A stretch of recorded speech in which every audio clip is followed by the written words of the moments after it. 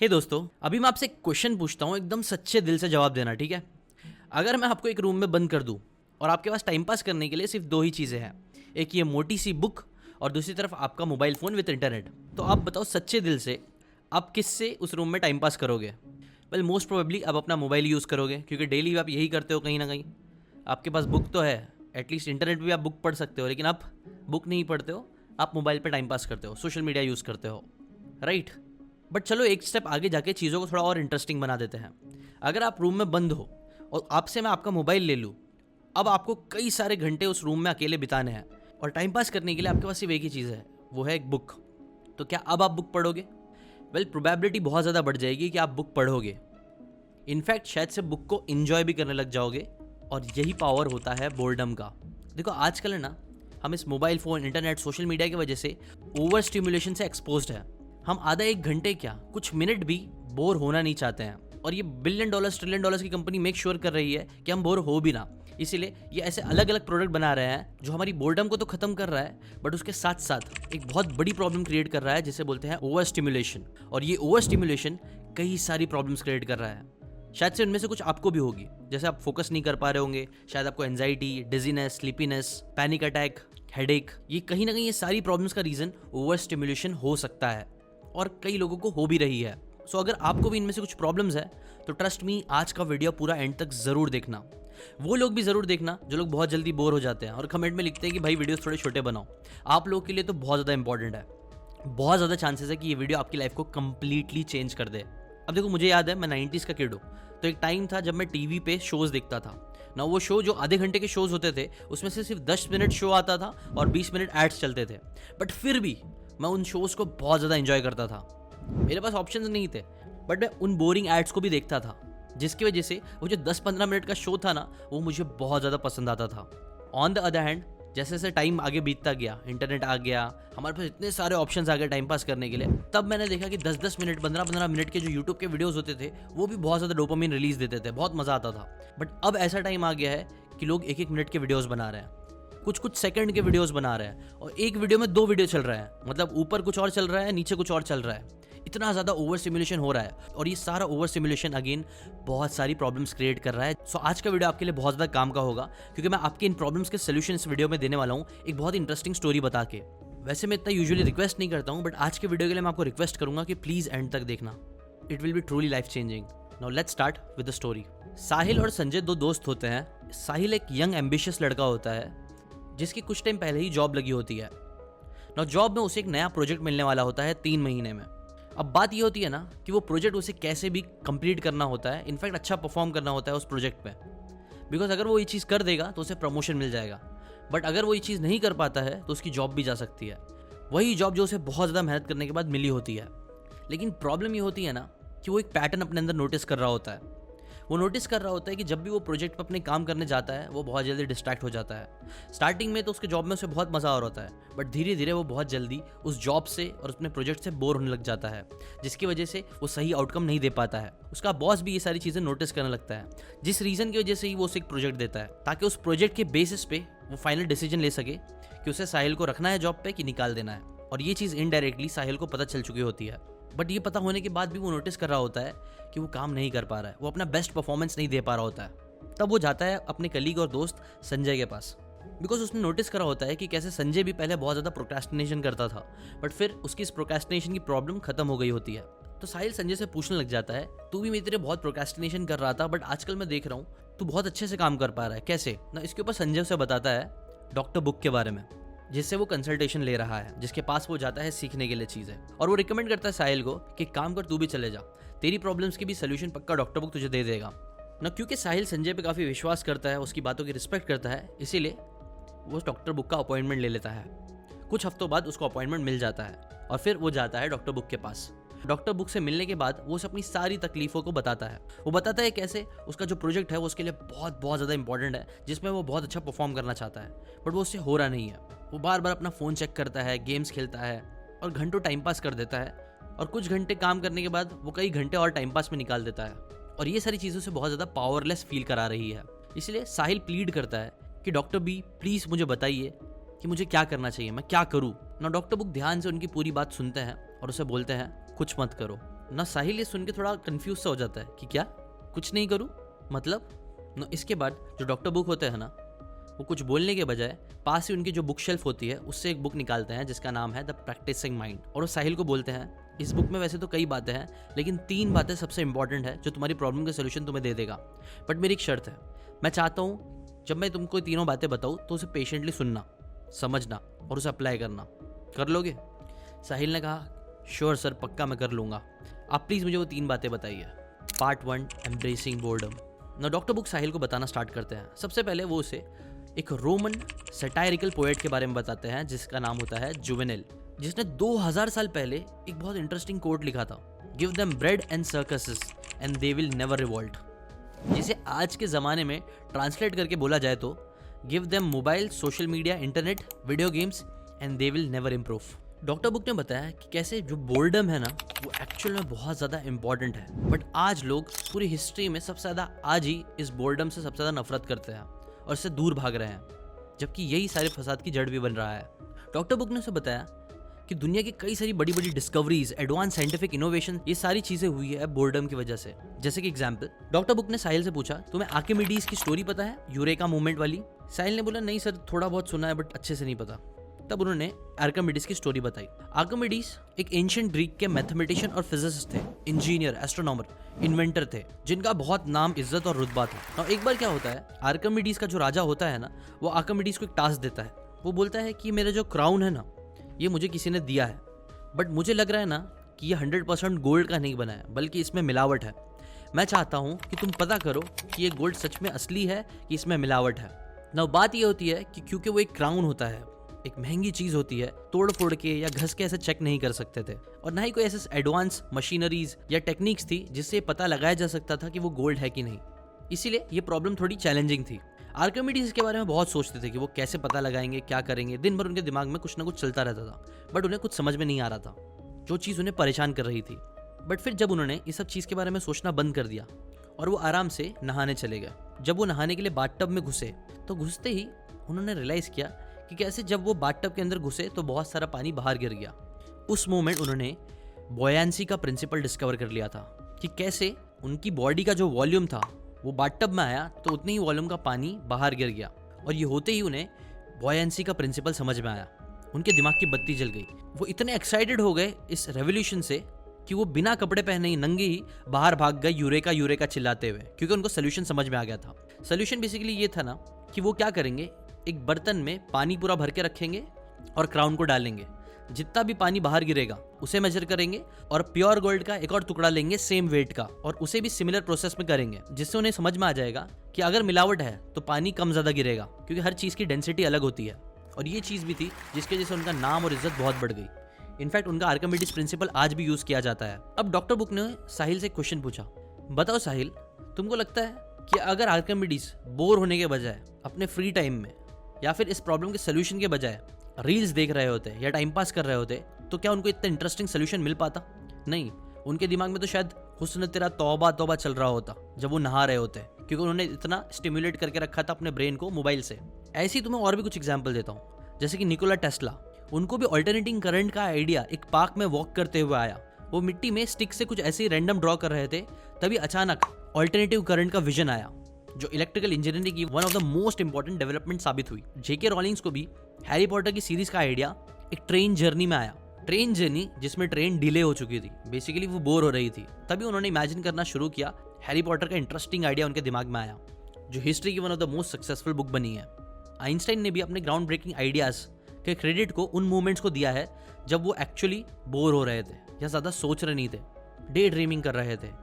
और इसी की वजह से उनका ये कोड भी है कि imagination is more important than knowledge, for knowledge is limited to all we know and understand, while imagination embraces the entire world and all there ever will be to know and understand. Now ऐसी doctor book Sahil को चीज़ें बता ही रहे थे, तभी साहिल ने उन्हें interrupt कर दिया कि सर आप ये सारी बातें बता रहे हो बड़े बड़े लोगों की, सही बात है, ये लोग बहुत इंटेलिजेंट लोग हैं, शायद ये लोग खाली बैठते होंगे, बोर होते होंगे तो उनको बहुत इंटरेस्टिंग आइडिया आ जाता होगा, बट बात ये है कि ये सारी बातें मुझसे कैसे रेलेवेंट है, मुझे मेरा प्रोजेक्ट करना है कंप्लीट और उसके लिए मेरे पास ज़्यादा टाइम नहीं है, आप ये सारी बातें मुझे क्यों बता रहे हो? तब डॉक्टर बुक ने मुस्कुराया और उसे कहा, देखो यही प्रॉब्लम है, इंस्टेंट ग्रेटिफिकेशन। आजकल हम सबको इंस्टेंट चीज़ें चाहिए, 2 मिनट में खाना मिल जाए, तुमको तुम्हारी प्रॉब्लम का सोल्यूशन चुटकियों में चाहिए। बट याद रखो, ये जो चुटकी वाली चीज़ें होती है वो अच्छी नहीं होती है। 2 मिनट वाली मैगी खाने में शायद अच्छी लगती होगी, बट लॉन्ग टर्म के हेल्थ के लिए अच्छी नहीं है। फास्ट फूड अगेन खाने के लिए अच्छा है, बट लॉन्ग टर्म हेल्थ के लिए अच्छा नहीं है।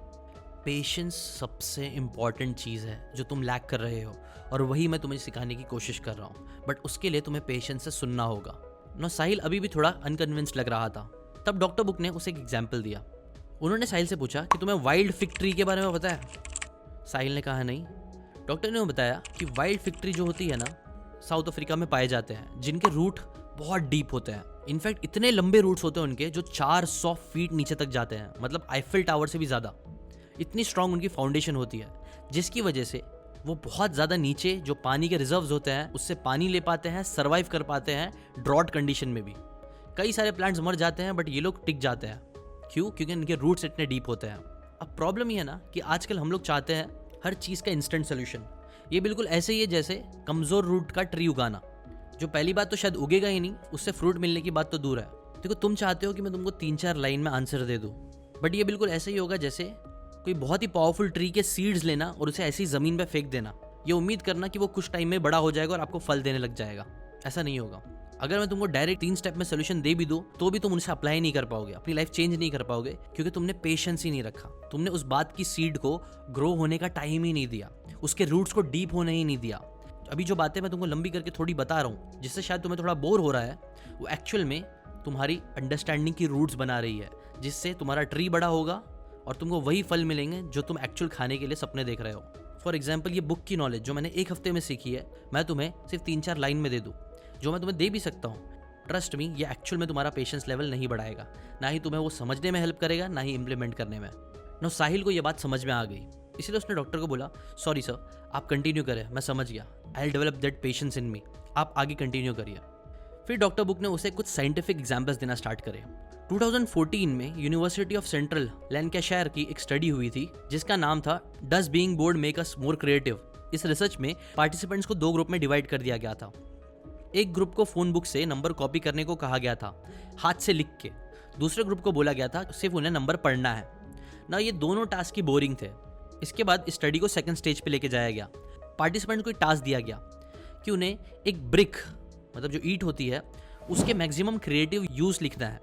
कि जैसे कि फॉर एग्जांपल एक यूज़ है कि आप ब्रिक से वॉल बना सकते हो, दूसरा आप उससे शायद स्टूल बना सकते हो बैठने के लिए, शायद उसे आप पेपर वेट की तरह यूज़ कर सकते हो ताकि सामान ना उड़े, कपड़े ना उड़े, एक फ्लावर पॉट बना सकते हो। ऐसे ही उन्हें इमेजिन करने बोला गया। इसका रिजल्ट क्या आया पता है? पहला ग्रुप जो थोड़ा कम बोर्ड था, जो लिख रहा था, एक्टिवली कर रहा था चीज़ें कुछ ना कुछ, उसने भी काफ़ी अच्छे नंबर ऑफ आइडियाज़ लिखे। लेकिन जो सेकंड ग्रुप था जो बहुत ज़्यादा बोर्ड हो गया था, उन लोगों की लिस्ट सबसे ज़्यादा लंबी थी। इसके ऊपर साहिल ने पूछा, तो इससे हम मतलब क्या निकाले? डॉक्टर बुक ने बताया कि सिंपल है, बोर्डम क्रिएटिविटी को बढ़ाता है, और creativity one of the best skills है, आज के टाइम की सबसे रेयरेस्ट और मोस्ट इंपॉर्टेंट स्किल है। देखो, जो मिलेनियल टास्क होते हैं, जो रेपिटेटिव टास्क होते हैं, वो आने वाले टाइम में एआई और मशीन्स कर देगी। लेकिन जो ह्यूमंस को आगे बढ़ने में हेल्प करेगी वो है सिर्फ क्रिएटिव टास्क। लेकिन प्रॉब्लम यह है, क्रिएटिविटी हमारी खराब होते जा रही है क्योंकि हम बोर होना नहीं सीख रहे हैं। डॉक्टर बुक ने ब्लेस पास्कल का एक कोट कहा, all of humanity's problem stem from man's inability to sit quietly in a room alone. और तुम्हारी भी सारी प्रॉब्लम्स खत्म हो सकती है सबसे पहले अगर तुम ये इंपॉर्टेंट पॉइंट समझो कि तुमको बोर होना स्टार्ट करना चाहिए कॉन्शियसली। नो, साहिल ने पूछा, ठीक है सर, गॉट योर पॉइंट, मुझे लगता है डीप इनफ आपने सीट डाल दी है और मुझे समझ में आ गया कि मुझे बोर होना चाहिए, बट इसको मैं करूँ कैसे? कुछ प्रैक्टिकल स्टेप आप बता सकते हो? उसने बोला, यस, मैं तुमको जो 3 लेसन देने वाला हूँ उसके 3 प्रैक्टिकल स्टेप भी बताऊंगा, जिसमें से पहली बात तो आपको तुमको समझ में आ गई है, और उसको करने के लिए जो प्रैक्टिकल स्टेप है वो है फिक्स योर बोरिंग आवर्स। साहिल, तुम्हें ना हर दिन कुछ टाइम कॉन्शियसली डिसाइड करना पड़ेगा जिसमें तुम बोर होते हो, जिसमें स्टिम्युलेशन से दूर होना है, स्पेसिफिकली अपने मोबाइल फ़ोन से। और ये जो आवर्स तुम सेट करोगे उसे तुम बोलोगे बोरिंग आवर्स। बोरिंग आवर्स में बेसिकली तुम्हें यही करना है कि अपने सारे डिस्ट्रैक्शन को एलिमिनेट कर देना है, specially phone, social media, video games, ऐसी चीज़ें जो तुम बहुत ज़्यादा यूज़ करते हो अपने बोरियत को ख़त्म करने के लिए। उन्हें तुम रिप्लेस कर दो बुक्स या ऐसी कोई दूसरी बोरिंग चीज़ों से, या फिर उससे भी बेटर कुछ टाइम कुछ नहीं करोगे तो भी चलेगा। जैसे कि फॉर एग्जांपल, अगर तुम रोज़ सुबह उठते हो और उठने के बाद तुम्हारी रूटीन है मोबाइल चेक करके यूज़ करने की, तो ऐसे रूल बना लो कि सुबह उठने के बाद एटलीस्ट 2 घंटे या 3 घंटे तक आप अपना मोबाइल फ़ोन नहीं यूज़ करोगे और पर्पसली बोर होने की तरफ जाओगे, या ऐसी एक्टिविटीज़ करोगे जो इतनी हाई स्टिमुलेशन वाली ना हो, और ये चीज़ तुम्हें तुम्हारे ब्रेन को डोपामिन डिटॉक्स करने में भी हेल्प करेगी। डॉक्टर बुक ने तब एक और चीज़ कही कि देखो, जब तुम बोर होना स्टार्ट करोगे ना, तब तुम्हारा माइंड नेचुरली अपने थॉट्स को ऑर्गेनाइज करना शुरू कर देगा। ये वो टाइम होगा जब तुमको तुम्हारी लाइफ में क्लैरिटी मिलना स्टार्ट होगी। तुम अपने आप को ज़्यादा अच्छे से समझना स्टार्ट कर पाओगे, दूसरों को भी, जो आजकल हम अपने आप को टाइम दे रहे ही नहीं है। साहिल ने कहा ठीक है डॉक्टर, मैं पक्का इस चीज़ को अप्लाई करना स्टार्ट करूंगा। अब इसके बाद आप मुझे बताइए स्टेप 2 क्या है। डॉक्टर बुक ने अगेन स्माइल करते हुए बोला, रुको ज़रा, सब्र करो। आज के लिए तुम्हारा सिर्फ इतना ही टास्क है। मैं चाहता हूँ कि तुम अपने पेशेंस को भी थोड़ा बढ़ाओ। शायद से तुम मेरी इतनी बात सुन के बोर हो चुके होंगे, कोई बात नहीं, बोर हो, बट मैं चाहता हूँ कि तुम 3 दिन बाद और इस पॉइंट को अप्लाई करने के बाद मिलो। उसके बाद ही मैं तुम्हें सेकंड और थर्ड पॉइंट बताऊंगा, क्योंकि देखो, सिर्फ बातें बताना इंपॉर्टेंट नहीं है, उसे प्रैक्टिकली अप्लाई करना इंपॉर्टेंट है। नो, साहिल से सब्र तो नहीं हो रहा था, वो चाहता था कि उसको बाकी के 2 पॉइंट्स भी पता चल जाए, बट वो समझ चुका था कि अगर वो ये बोलेगा तो डॉक्टर उसे चिल्लाएंगे। उसने कंट्रोल करते हुए बोला, ठीक है सर, मैं ये चीज़ करना स्टार्ट करता हूँ और फिर वापस आता हूँ आपके पास। तो 3 दिन बाद वो अगेन मिलते हैं। इस बार डॉक्टर बुक जो होते हैं ना, वो अपने ऑफिस के बाजू में ही जो गार्डन है वहाँ पे चल रहे होते हैं। वो साहिल को बुलाते हैं, उनकी बातें स्टार्ट होती है। साहिल उन्हें बताता है कि कैसे उसने अपनी बोरिंग आवर्स सेट कर दिया है। वो सुबह में जागने के 2 घंटे बाद तक और सोने से 3 घंटे पहले तक अपने मोबाइल को यूज़ करना उसने बंद कर दिया है। और सरप्राइजिंगली उसने ये भी बताया कि अभी तक वो उससे अच्छे से कर तो नहीं पाया है, बट थोड़े बहुत चेंजेस उसे दिखना स्टार्ट भी हो गया है। डॉक्टर बुक ने कहा कि ये तो बस शुरुआत है, इसे तुम 1 महीना कर लोगे तो तुम्हें बहुत सारे चेंजेस दिखेंगे। बट साहिल ने तभी इंटरप्ट किया और कहा, सर ये तो चीज़ मैं कर रहा हूँ, बट मेरी मेन प्रॉब्लम है मेरा प्रोजेक्ट, मैं उस पर अच्छे से काम नहीं कर पा रहा हूँ। मुझे वो प्रोजेक्ट में बहुत अच्छे रिजल्ट्स चाहिए ताकि मुझे प्रमोशन भी मिल जाए और मेरी सैलरी भी बढ़ जाए। Part 2, getting bored with the process. Doctor book ने ये बात सुनी और साहिल को बोला कि साहिल, वो जो चेरी ब्लॉसम का पेड़ दिख रहा है ना, उसे देखो, वहाँ से देखो कुछ पत्ते गिर रहे हैं, तुम कोई भी एक पत्ता पकड़ो जो गिरने वाला है और उसे अच्छे से देखो। और साहिल ने उस पत्ते को देखना स्टार्ट किया कि कैसे वो पत्ता गिर रहा है और हवा में गोल गोल घूम रहा है, कभी यहाँ कभी वहाँ, और गोल घूमते घूमते घूमते वो साहिल के पैर के पास आके गिर जाता है। इसके बाद डॉक्टर बुक से पूछते हैं, अब बताओ, जब ये पत्ता पूरा गिर के आ रहा था, तुम इसे देख रहे थे अच्छे से कॉन्सेंट्रेट करके, तब तुम्हारे दिमाग में क्या चल रहा था? साहिल थोड़ा कंफ्यूज हुआ और उसने कहा, मैं तो सिर्फ पत्ते को देख रहा था कि वो कहाँ जा रहा है, कैसा गोल घूम रहा है और सारी चीज़ें, जो कि काइंड ऑफ इंटरेस्टिंग था। तब डॉक्टर ने कहा, यूरेका। डॉक्टर ने साहिल को एक्सप्लेन किया कि देखो, ये जो तुमने कुछ सेकंड फील किया है ना, हमारा एम होना चाहिए कि वो हम अपनी लाइफ में कुछ सेकंड्स नहीं बल्कि कुछ मिनट्स, कुछ आवर्स तक फील कर सके। उन्होंने साहिल को समझाया कि जब हमारा माइंड ओवर स्टिमुलेटेड होता है, तब हम किसी ना किसी रिजल्ट्स के बारे में सोच रहे होते हैं। जब हम कोई रील देखते हैं, हम सोचते हैं कि इसमें क्या इंटरेस्टिंग होने वाला है, एंड में क्या होगा। कोई मूवी देखते हैं तो क्लाइमैक्स में क्या होगा। गेम खेलते हैं तो कैसे जीतेंगे हारेंगे। हमारा पूरा फोकस कहीं ना कहीं रिजल्ट्स पे होता है हमेशा, जो चीज़ हमें स्टिमुलेटेड रखती है। ऑन द अदर हैंड, जब तुम पत्ते को देख रहे थे तब तुम्हें ये सारी प्रॉब्लम्स नहीं हुई। अच्छा चलो, एक और क्वेश्चन है। अगर मैं तुमको बोलता कि साहिल, पत्ते को देखो और अपना पूरा दिमाग लगाओ, पूरा फोकस करो कि कैसे भी वो पत्ता तुम्हारे पैर में आके गिर जाए, क्योंकि अगर वो तुम्हारे पैर के पास आके गिर गया ना, तो मैं तुमको 1 लाख रुपया दूंगा। अगर मैंने उस टास्क को देते हुए उसके साथ रिजल्ट्स अटैच कर दिए होते, तब शायद से वो टाइम जो तुम एंजॉय कर रहे थे पत्ता गिरते वक्त, उसमें तुम स्ट्रेस में आ गए होते कि यार ये पत्ता मेरे पैर के पास गिरेगा नहीं गिरेगा, और नहीं गिरा होता तो तुम्हें बहुत बुरा लगता कि तुम्हारे 1 लाख के लॉस हो गया। ये सब हो रहा होता क्योंकि तुमने रिजल्ट से अपने प्रोसेस को अटैच कर दिया होता। मैक्सिमम लोग यही गलती करते हैं और कहीं ना कहीं तुम भी यही गलती कर रहे हो। डॉक्टर ने बताया कि कैसे कई बार अपनी एनर्जी वहाँ पे खर्च कर देते हैं जहाँ पे हमारा कंट्रोल नहीं होता है, यानी फ्यूचर पे, दूसरे लोगों पे, जबकि हमें फोकस करना चाहिए सिर्फ उस चीज़ों पे जो हम कंट्रोल कर सकते हैं, यानी हमारे प्रोसेस पे, जैसे पत्तों को देखना, या फिर अगर तुम्हारा प्रोजेक्ट है तो तुम्हारे प्रोजेक्ट पे काम करना। कई बार जब बच्चे पढ़ाई करते हैं तो वो ये सोच के पढ़ाई करते हैं कि उनको अच्छे मार्क्स आएंगे। अगर वो क्वेश्चंस पे फोकस करें और जेन्युइनली सिर्फ क्वेश्चन के आंसर्स पे फोकस करने की कोशिश करें कि ये क्वेश्चन का आंसर कैसे आएगा और इसका आंसर ऐसा क्यों है, इंटरेस्ट लेके सिर्फ प्रोसेस पे फोकस करेंगे तो ऑटोमेटिकली उनको आंसर्स याद होते जाएंगे और ऑटोमेटिकली उनके रिजल्ट भी अच्छे आएंगे। जबकि होता इसका उल्टा है। और साहिल ने कहा कि सर ये वाली बात तो मैंने कई बार सुनी है कि हमें प्रोसेस पे फोकस करना चाहिए, रिजल्ट्स पे नहीं, बट ये करना काफ़ी मुश्किल होता है, हमें करना कैसे चाहिए। तब डॉक्टर बुक ने उसी बुक में से जो उन्हें पिछली बार उन्होंने निकाली थी उसका एक एग्जाम्पल दिया। उन्होंने बताया कि कैसे इस बुक के जो ऑथर है ना, वो एक जापानीज पियानो फैक्ट्री में एक बार गए थे। वहाँ उन्होंने एक क्राफ्ट्समैन को देखा, क्राफ्ट्समैन जो आयरन की प्लेट्स बनाता था पियानो के लिए। अब ये जो प्लेट्स थे ना, वो बहुत अच्छे बनाता था, मतलब पूरी फैक्ट्री में उसका नाम था कि सबसे अच्छे प्लेट्स यही बनाता है। उस बंदे का काम परफेक्ट टॉप नॉच क्वालिटी का था। तब उस बुक के ऑथर ने क्राफ्ट्समैन से पूछा कि तुम एक दिन में कितने प्लेट्स बनाते हो। तब उसने जो रिप्लाई किया, उस रिप्लाई ने ऑथर की सोच बदल दी। उसने कहा कि मैं जितने प्लेट्स बना सकता हूँ परफेक्टली उतने बनाता हूँ और मैं गिनता नहीं। ना डॉक्टर बुक ने इसको एक्सप्लेन किया। क्राफ्टमैन का जो पूरा फोकस था ना, वो अगेन रिजल्ट पे नहीं था कि वो कितने प्लेट्स बना सकता है, उसका सिर्फ फोकस था कि वो अच्छे प्लेट्स बनाए। और क्योंकि वो अच्छे प्लेट्स बना रहा था इसलिए उसमें मास्टरी अचीव कर रहा था अनकॉन्शियसली, जिसकी वजह से वो स्टेप्स को एंजॉय भी कर रहा था और दूसरों से बहुत ज़्यादा प्लेट्स भी बना रहा था। तो साहिल ने रिपीट करते हुए बोला, मतलब क्राफ्टमैन अपने काम में इसलिए मास्टर था क्योंकि उसने कभी रिजल्ट के बारे में नहीं सोचा, बस अपने प्रोसेस पे फोकस करा, राइट। बट सर ये तो आपने अगेन एग्जाम्पल ही दे दिया, इसको मैं प्रैक्टिकली अप्लाई कैसे करूँ? डॉक्टर बुक ने कहा अगेन पेशेंस। अब मैं देता हूँ तुम्हें सेकेंड एक्शनेबल स्टेप, जो है प्रैक्टिस माइंडफुल सिंगल टास्किंग। इसे करने का टास्क सिंपल सा ही है। जब भी कोई भी एक काम कर रहे हो तो पूरी तरीके से सिर्फ उस काम के बारे में सोचो और पूरा फोकस बस उस पर रखो, दूसरी चीज़ के बारे में सोचे। ये चीज़ सिंपल है बट ये करना मुश्किल है, इसीलिए इसे बोलते हैं प्रैक्टिस माइंडफुल सिंगल टास्किंग। देखो प्रैक्टिकली बताऊँ, तुमको अपना प्रोजेक्ट अच्छे से करना है, लेकिन अब तुम प्रोजेक्ट अच्छा होगा, उससे तुमको प्रमोशन मिलेगा, वो सारी चीज़ें सोचना बंद कर दो। सिर्फ वो प्रोजेक्ट तुम्हें क्यों पसंद है इस चीज़ के बारे में सोचना स्टार्ट करो। किस इंटरेस्टिंग तरीके से वो प्रोजेक्ट को तुम कंप्लीट कर सकते हो, उस प्रोजेक्ट को करने का तुम्हारा इंटेंशन क्या है। और वो इंटेंशन पैसा और प्रमोशन नहीं होना चाहिए, इंटेंशन कुछ और होना चाहिए। जैसे कि कैसे तुम कंपनी को उस प्रोजेक्ट के थ्रू और पैसे कमाने में हेल्प कर सकते हो, या उस प्रोजेक्ट से कैसे तुम अपने सॉफ्टवेयर को उसको कैसे और लाइट बना सकते हो, या फिर उसके और यूज़ केसेस बढ़ा सकते हो। सारी डिस्ट्रैक्शंस हटा दो, सारे कंडीशंस हटा दो, सिर्फ प्रोजेक्ट में घुस जाओ, उस प्रोजेक्ट के अंदर की ब्यूटी को समझने की कोशिश करो और सिर्फ वही टास्क करते रहो डेली, बिना इस चीज़ की ज़रा भी फिक्र करे कि प्रोजेक्ट अच्छा जाएगा कि नहीं। ना अगेन ये चीज़ करना थोड़ी मुश्किल होगी, बट अगर तुम ये चीज़ क्रैक कर लेते हो तो पक्का तुम अपने प्रोसेस को पूरा एंजॉय भी करोगे और अच्छे रिजल्ट्स भी क्रिएट करोगे। बट अगेन ये चीज़ प्रैक्टिस करने के लिए भी एक तरीका है जो मैं तुम्हें थर्ड लेसन में बताऊंगा, बट अगेन वो अभी नहीं बताऊंगा, पहले तुम सिर्फ इसकी जाके प्रैक्टिस करो। ना साहिल थोड़ा कंफ्यूज तो था, बट उसने डॉक्टर पे थोड़ा विश्वास रखा और वो चले गया इसी चीज़ को प्रैक्टिस करने के लिए। अब वो प्रोजेक्ट का प्रेशर नहीं ले रहा था, प्रोजेक्ट के बारे में दिल से रिसर्च करना स्टार्ट कर दी कि कैसे उसको अच्छा बना सकता है, कैसे वो कंपनी की हेल्प कर सकता है अपने प्रोजेक्ट से।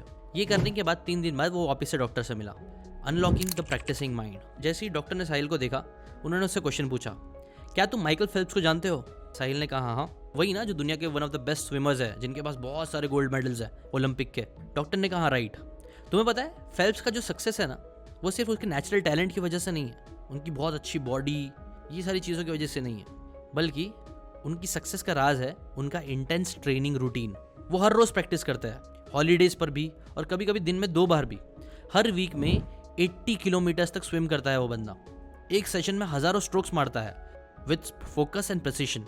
अब ये रूटीन इतनी बोरिंग और रेपिटेटिव है ना कि 99.999% लोग ये चीज़ कभी नहीं करेंगे, और ये चीज़ माइकल फेल्प्स जानता है, इसीलिए वो और करता है।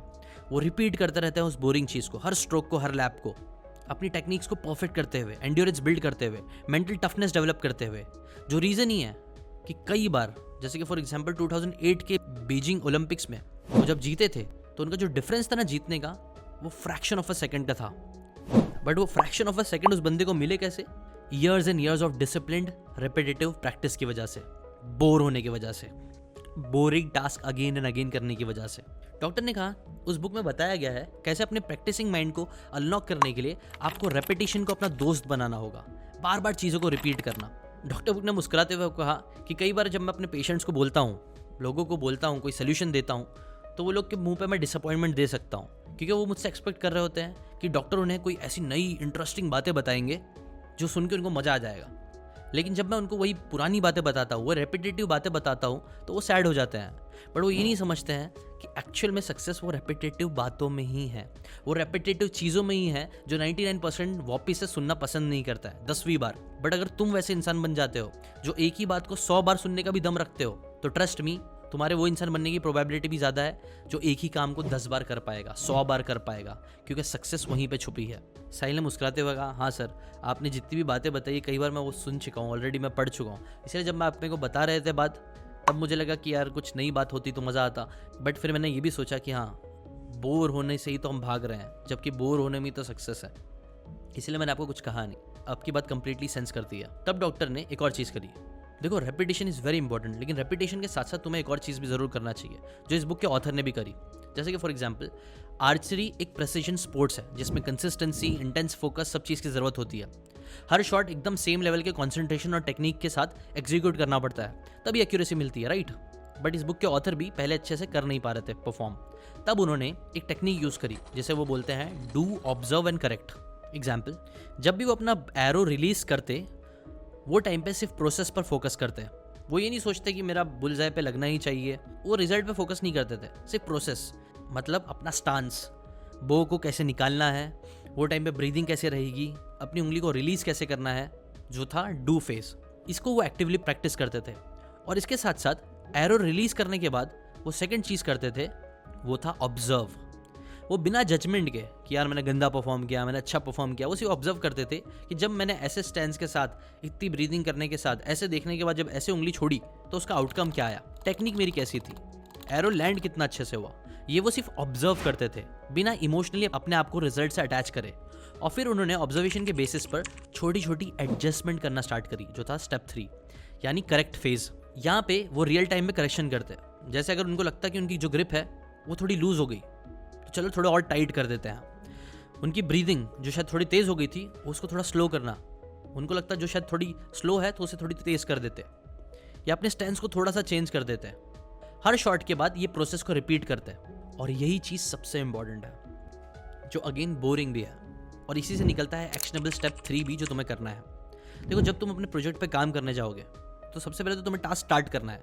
मैक्सिमम लोग स्टार्ट ही नहीं करते, सिर्फ सोचते रहता है। करना स्टार्ट करो, जैसा भी कर रहे हो उसको स्टार्ट करो, अपनी कोडिंग जो करते हो उसको करना स्टार्ट करो, फिर अपनी परफॉर्मेंस को ऑब्जर्व करना स्टार्ट करो, और फिर उसमें इंप्रूवमेंट की ज़रूरत हो तो उसको इंप्रूव करना स्टार्ट करो। ऑब्जर्व करो कब तुम्हारा दिमाग सबसे ज़्यादा चलता है, कब तुम बोर होते हो, कब तुमको इंटरेस्ट आता है, कब तुम्हें मज़ा आता है, कब तुम्हारा गिव अप करने का मन करता है, और फिर उसे करेक्ट करना स्टार्ट करो, चीज़ों को बदलना स्टार्ट करो। मे बी अगर कुछ समझ नहीं आ रहा कि वॉक लेके वापस आओ टास्क पे, और ऐसे ही अपने आप को करेक्ट करते रहो। ये चीज़ बोरिंग होगी, बट बोरिंग काम ही तुम्हें बेस्ट रिजल्ट देंगे। और साहिल को ये सारी बातें काफ़ी इंटरेस्टिंग लगी, उसने थोड़े बहुत क्वेश्चंस और किए और फिर वो जाने ही लग गया। डॉक्टर ने कहा, साहिल, मैंने जो बातें तुमको अभी इतने लंबे टाइम तक एक्सप्लेन करी है वो सारी चीज़ें मैं चाहता तो विद इन 30 सेकेंड्स तुमको बता सकता था। जैसे कि ये 3 चीज़ें कर दो, सब सही हो जाएगा। पहला, बोरिंग आवर सेट करो, रिजल्ट्स पे नहीं प्रोसेस पे फोकस करो, और अनलॉक करो अपनी प्रैक्टिसिंग माइंड को 3 स्टेप्स में, डू, ऑब्जर्व और करेक्ट।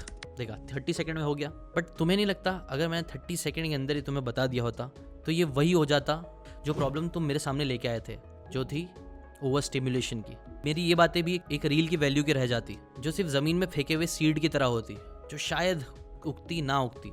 लेकिन क्योंकि मैंने इस प्रोसेस को लंबा किया, मैंने उस बीज को अच्छे से बोया, उस पर अच्छे से पानी दिया, उसे टाइम दिया पेशेंटली, इसीलिए अब ये बातें तुम्हारे दिमाग में हमेशा बैठी रहेगी और प्रोबेबिलिटी बहुत ज़्यादा बढ़ जाएगी कि तुम उन बातों को अप्लाई कर पाओगे। मैंने जानबूझ के बातों को थोड़ा बोरिंग बनाया, जो टू बी ऑनेस्ट बोरिंग तो नहीं थी, बट शायद तुम्हें बोरिंग लग रही होगी क्योंकि तुम इतना ओवर स्टिमुलेट हो चुके हो रील्स की वजह से। वैसे ही जैसे कि अगर एक बंद कमरे में एक आदमी को 2 ऑप्शन दे दिया जाए, एक बुक और मोबाइल का, तो वो मोबाइल ही चुनेगा, बट फ़ायदा शायद उसकी बुक करके दे दे। वैसे ही तुमको मेरी बातें जो है तो वैसे इंटरेस्टिंग, बहुत वैल्यूबल, जो तुम्हारी लाइफ चेंज कर सकती है, बट तुम्हें वो बोरिंग लग रही होगी क्योंकि तुम ओवर स्टिमुलेटेड थे। बट अब तुम इसे अच्छे से समझ चुके हो, और यही पावर होता है बुक्स का। इसमें हम जब घुस के सुनते हैं, टाइम देते हैं, तो वो हमें एक डीपर लेवल पे एक ग्रेटर फाउंडेशन के साथ चीज़ें सिखाती है। साहिल को ये बात बहुत पावरफुल लगी, वो डॉक्टर को थैंक्स बोल के चला गया, ये डिसीजन लेते हुए कि वो रील्स कम से कम कंज्यूम करेगा और बोरिंग टास्क, बुक्स और बुक्स की बातें ज़्यादा से ज़्यादा सीखता रहेगा। नाउ गेस व्हाट, 3 महीने बाद साहिल वापस से डॉक्टर के पास आता है और उसका खुशी का ठिकाना ही नहीं रहता है। वो बोलता है, डॉक्टर, स्टार्टिंग के 1 मंथ टू बी ऑनेस्ट बहुत प्रॉब्लम हुई, मैं जो बातें आपने बताई ना वो मैं नहीं कर पा रहा था सही से, बट स्टिल मैंने विश्वास रखा और मैं वो 3 स्टेप को बस आँख बंद करके फॉलो करता रहा। एंड गेस व्हाट, मेरी जॉब बच तो गई है, प्लस मुझे प्रमोशन भी मिल गया है, और जितना मैंने एक्सपेक्ट किया था उससे ज़्यादा की मुझे सैलरी हाइक भी मिल गई है। And that's all because of you, thank you sir. देखो दोस्तों, स्टोरी में जो साहिल है ना, वो कहीं ना कहीं हम सब है आज के टाइम पे। मुझे भी ना कई सारे लोग कमेंट करके नीचे लिखते हैं कि सर आप वीडियोस छोटे बनाओ, बट शायद से आपको ये स्टोरी से समझ में आ ही गया होगा, छोटा बना के सिर्फ आपके ब्रेन को स्टिमुलेट करना मेरा एम नहीं है। मेरा एम ये है कि मैं आपको जानबूझ के थोड़ा बोर भी फील कराऊँ, जानबूझ के आपको बातों को थोड़ा खींचूँ भी, ताकि वो बात आपके दिमाग को समझ में आए कि इंपॉर्टेंट है, ताकि आप उसे अप्लाई कर सको। मेरा एम सिर्फ व्यूज़ पाना नहीं है। अगर व्यूज़ होता तो सिर्फ मैं शॉर्ट्स पर फोकस कर रहा होता। मेरा एम है कि एक्चुअल में मैं आप लोग को बुक की अमेजिंग बातें सिखाऊं डीपर लेवल पे, जो बातें एक्चुअल में आपकी लाइफ बदले। अगर आप मेरे इस विजन पे भरोसा रखते हो, अगर आपको इस बात में ज़रा भी सेंस लगता है, तो चैनल को सब्सक्राइब ज़रूर कर लेना और थोड़ा बोर होने के लिए भी ज़रूर रेडी रहना। वैसे बातें बोरिंग रहेगी, लेकिन आपके लिए लाइफ चेंजिंग हो सकती है। अभी के लिए इतना ही। आपके जो भी ओपिनियन है इस टॉपिक से रिलेटेड कमेंट करके ज़रूर बताना। मिलते हैं नेक्स्ट वीडियो में एक नई कहानी के साथ। Till then, bye bye.